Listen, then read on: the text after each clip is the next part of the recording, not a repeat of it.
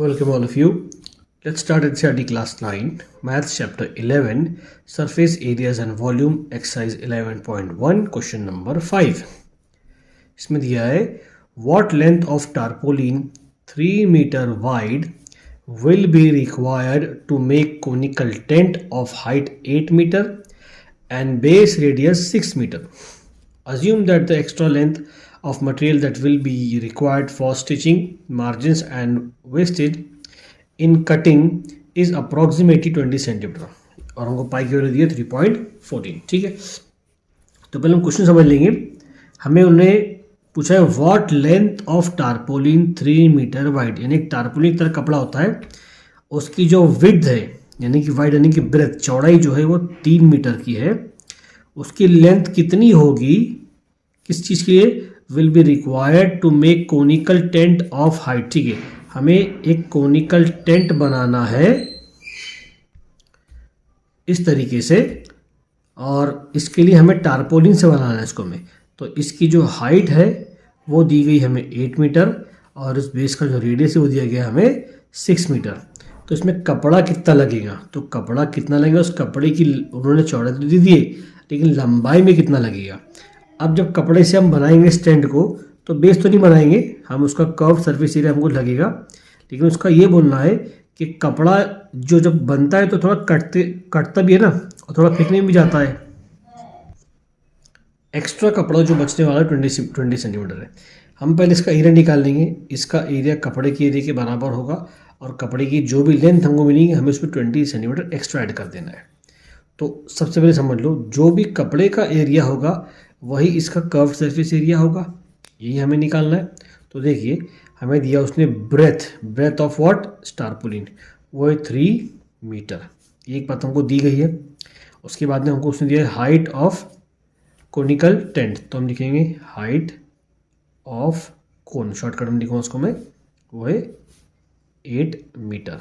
फिर हमें दिया है रेडियस ऑफ कोन, वो भी हमको दिया गया है, वो क्या है 6 मीटर.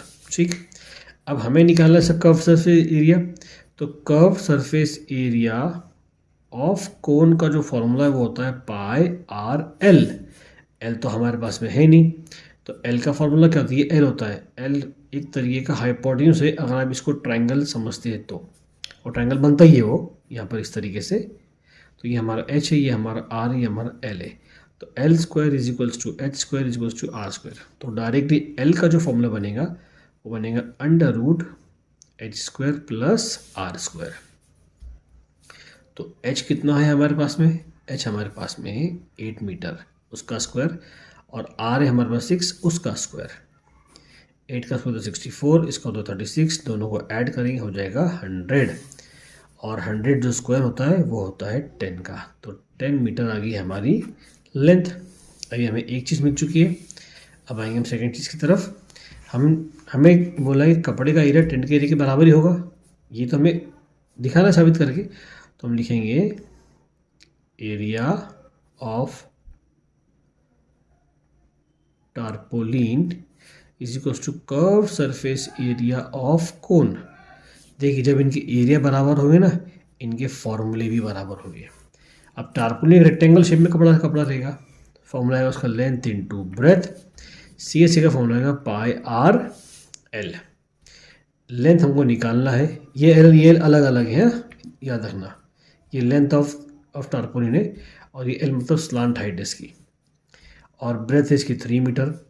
पाई हमको दिया उसने 3.14 मल्टीप्लाई बाय आर कितना हमारे पास में 6 मीटर, और इसका एल हमने अभी निकाला है, वो है यहाँ दिया हमको 10 मीटर.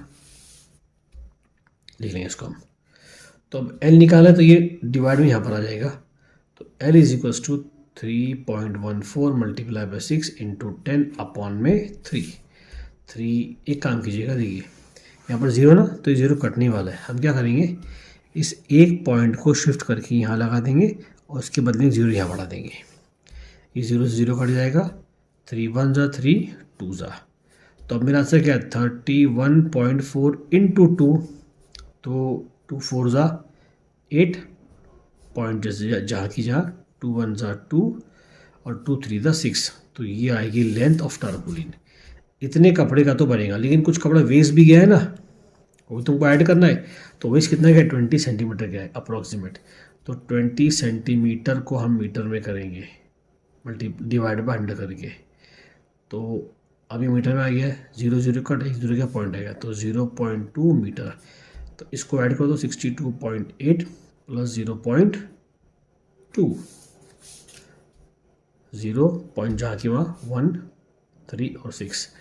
तो जो लेंथ ऑफ टारपोलिन आएगी वो आएगी 63 मीटर। ये है हमारे क्वेश्चन नंबर 5 का सोल्यूशन और उसका आंसर भी। अब आएंगे हम क्वेश्चन नंबर 6 की तरफ।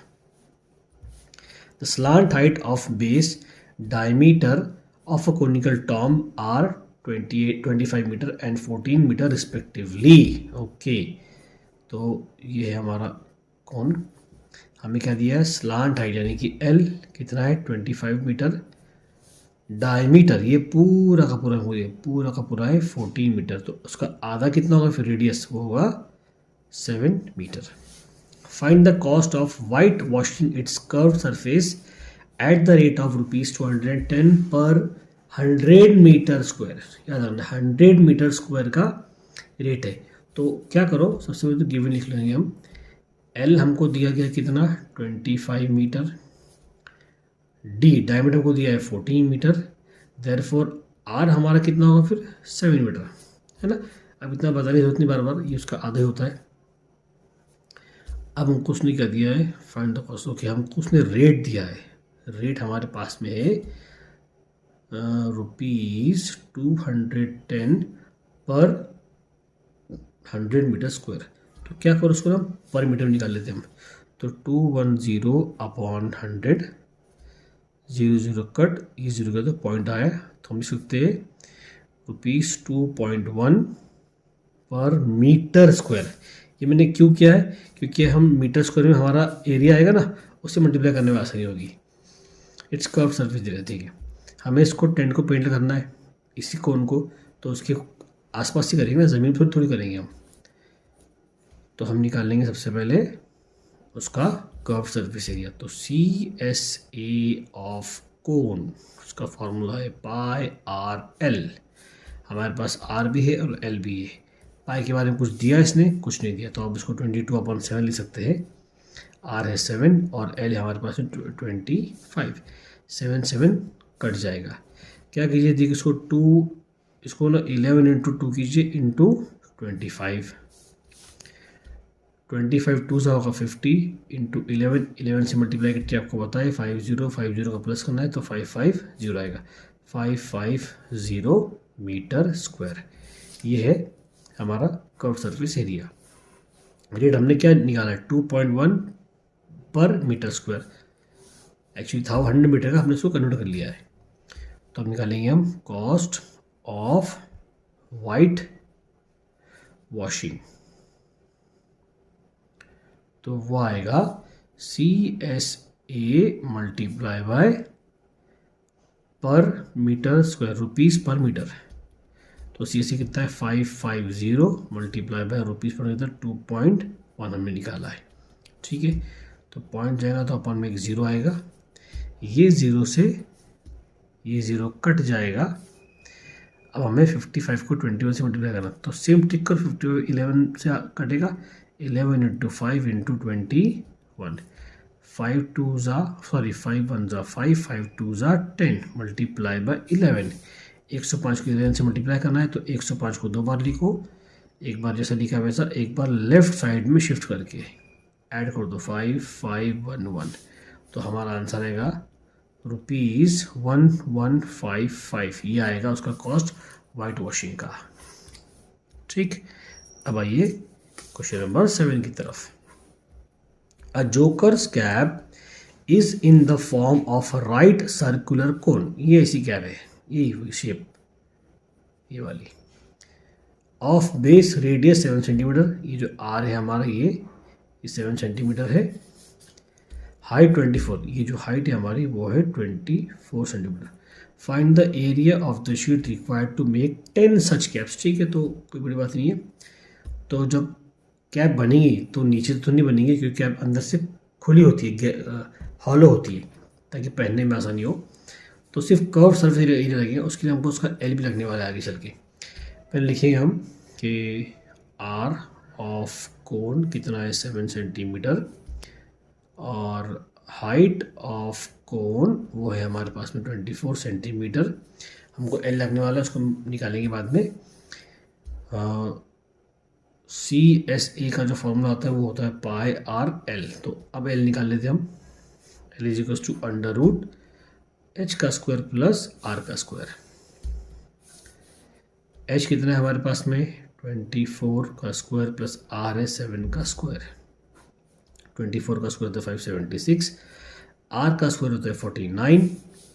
दोनों को ऐड कीजिए, 15 carry on 1, 8 + 4 is 12 carry on 1, और ये 6 6 25, ये तो 25 का स्क्वायर है ना।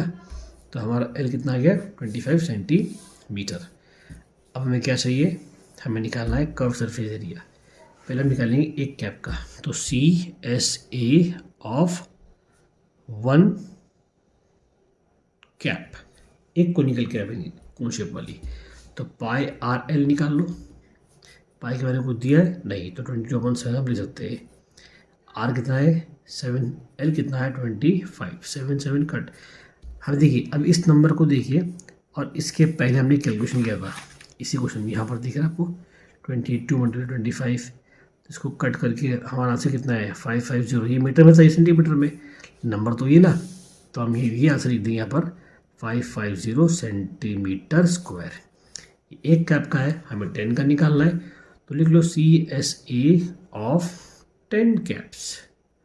बस इस एरिया को मल्टीप्लाई कर दो 10 से, मल्टीप्लाई बाय 10, हमारा आंसर है 5500 सेंटीमीटर स्क्वायर। यह हमारा क्वेश्चन नंबर 7 भी ख़त्म होता है। अब आए क्वेश्चन नंबर 8 की तरफ। यहाँ हमको बताया गया है a bus stop is barricaded from the remaining part of the road by using 50 hollow cones of recycled cardboard. Each cone has a base diameter of 40 centimeter and height 1 meter. If the outer radius of each of the cone is to be painted and the cost of painting is rupees 12 per meter square, what will be the cost of painting of all these cones? Okay, outer side of each of the cone, outer side बोला उसने ना, मतलब बाहर का part तो भाई हम हमारा जो कर्व सरफेस एरिया है वो यहाँ पर आने वाला है। हाइट कितनी हमारे पास में 1 मीटर, ओके, और 40 उसका रेडियस है, सॉरी डायमीटर है 40, तो ये उसका 20 आएगा समझ लो। फिर एल हमारे को दिया है क्या नहीं, तो एल हमको पहले निकालना पड़ेगा। उसके बाद हमें एक कोन का मिलेगा, फिर मल्टीप्लाई 50 करेंगे तो 50 का मिल जाएगा, फिर उसको मल्टीप्लाई बाय 12 से करेंगे तो हमको पूरा पूरा कॉस्ट मिल जाएगा। तो ठीक है, हमें सबसे पहले दिया गया है नंबर दिए गए, नंबर क्या है 50 हॉलो कोन्स। उसकी हाइट है हमारे पास में 1 मीटर, डायमीटर है हमारे पास में 40 सेंटीमीटर, देयरफॉर रेडियस होगा 20 सेंटीमीटर। 20/100 करेंगे तो हो जाएगा मीटर, तो आर हो गया हमारे पास में 0.2 मीटर। अब सी से निकाला है, सी के लिए हमको पहले एल लगेगा। सबसे पहले सी का फॉर्मूला लिखो, वो है पाई आर एल, और एल निकालेगी अंडर रूट एच का स्क्वायर प्लस आर का स्क्वायर। एच कितना है हमारे पास में 1 मीटर, 1 का स्क्वायर, आर कितना है 0.2 मीटर स्क्वायर। ओके, तो 0.2 का होता है 0.04, इसको जो आप प्लस करेंगे आपका आंसर आएगा 1.04।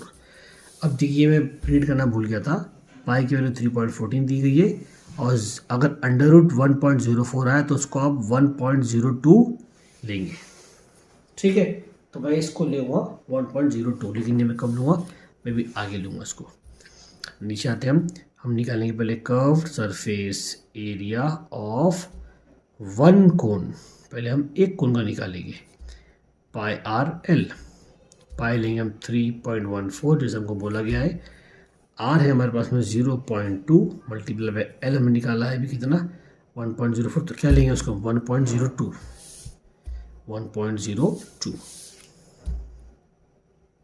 ओके।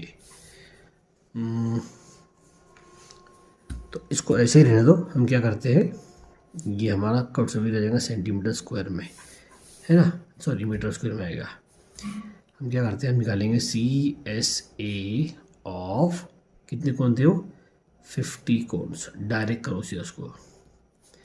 तो इसको 3.14 multiply bye 0.2 multiply by 1.0 multiply by 50। अब देखो हम क्या करेंगे, 3.14 मल्टीप्लाई बाय 1.02 को एक तरफ कर लो, 0.2 50 से मल्टीप्लाई करो, तो देखो जब पॉइंट हटेगा ना ये पॉइंट, तो अपॉन में 0 आएगा, ये पॉइंट हटा अपॉन में 0 आया, 0 0 कैंसिल, 5 से कितना होगा 10 है हमारे पास में। अब देखिए हम पहले इन दो नंबरों को मल्टीप्लाई करेंगे, इन दोनों को, पॉइंट को भूलिए थोड़ी देर के लिए।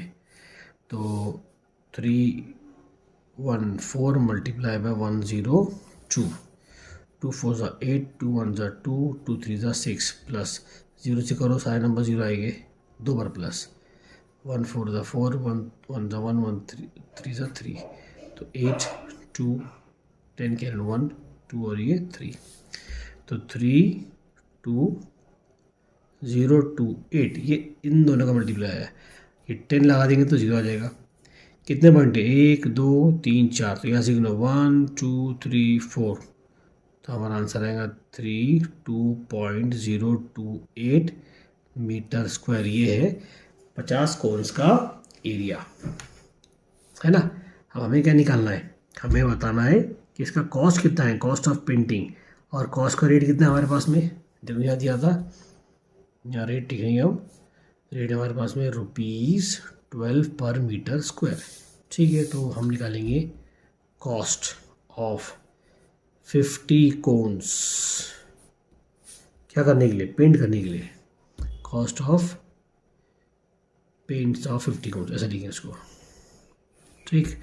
तो ये आएगा CSA of 50 cones multiply by rupees per metre square, तो ये 32.028 मल्टीप्लाई बाय 12, तो 12 से मल्टीप्लाई करेंगे इसको हम, तो यहाँ करते 32028, ये 3 पॉइंट बाद में ले लेंगे हम, मल्टीप्लाई बाय 12, ओके। तो 12 8 ज़ा कितना होता है, 12 8 ज़ा 96, फिर 12 2 ज़ा 24, 24 प्लस 9 होता है 33, कैरी ऑन 3, 12 0 0 0 प्लस 3 इज 3, 12 2 ज़ा 24, कैरी ऑन 2, 12 3 36, 36 प्लस 3 इज 38। तो देखिए 384336, यहाँ कितने 3 पॉइंट है, 3 पॉइंट लगा दो यहाँ पर। तो देखो इतना तो मत देखो पॉइंट के बाद में, एक नंबर दिया जो 5 से बड़ा है, तो इसको हटा करके हम इसको एक बढ़ाते हैं, तो 384.34, ये आंसर आपका अप्रॉक्सीमेट है, यानी कि लगभग है, अप्रॉक्स रुपीस, यही रहेगा आपका इस क्वेश्चन का आंसर, क्वेश्चन नंबर 8 का। यह हमारे एक्सरसाइज 11.1 भी ख़त्म होती है। आई होप जो मैंने आपको समझाया आपको समझ में आया होगा।